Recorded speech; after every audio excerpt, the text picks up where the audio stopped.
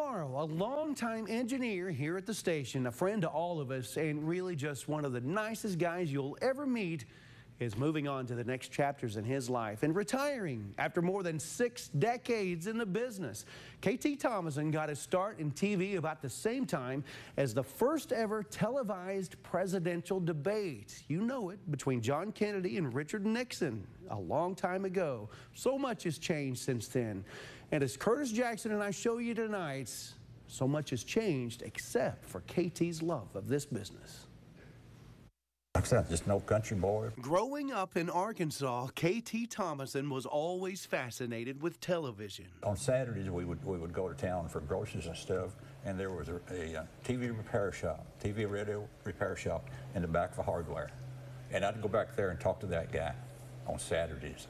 And that's really what got me interested in TV. Even though KT's family didn't have a TV of their own until 1959. But 1 year after that, KT was in the TV business after attending school and landing a job in Clovis, New Mexico. Then soon after, Wichita Falls.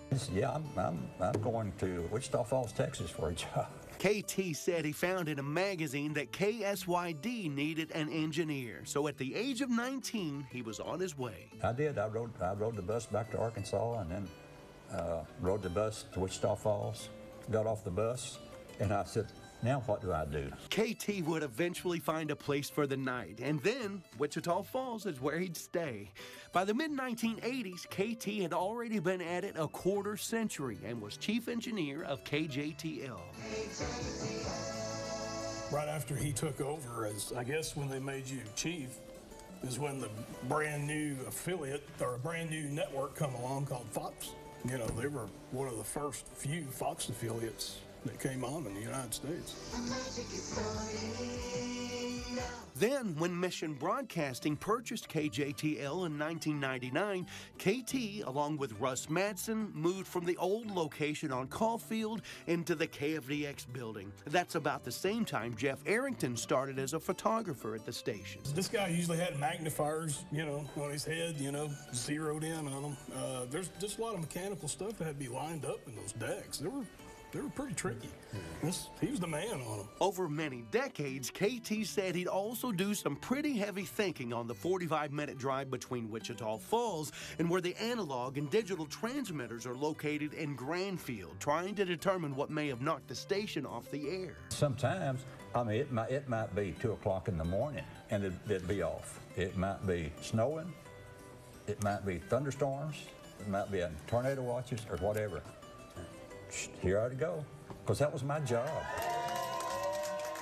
But now, after 63 years, KT's decided to leave it in the very capable hands of his longtime co-workers, his friends. We've been together forever, and I know how he thinks and how he's gonna feel about certain things, and you know, I'm sure he knows the same way with me.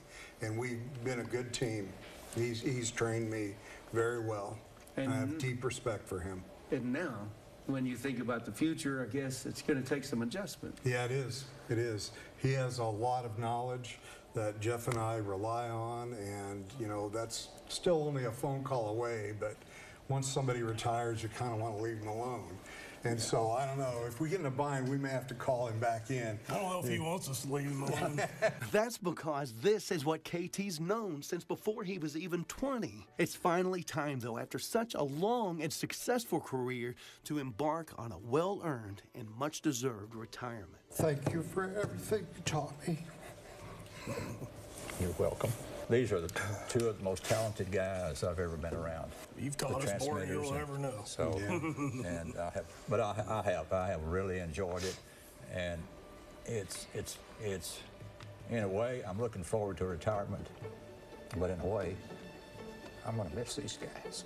Thank y'all. Appreciate it so much. Y'all have a blessed day. I have thoroughly enjoyed my 63 years in television.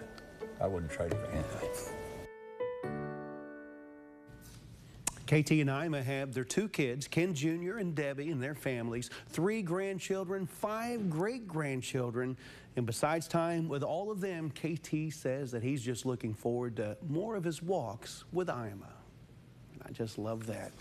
Congratulations, KT, and so glad you're not going to be a big stranger around here. You're still going to come around. It just wouldn't be the same without you.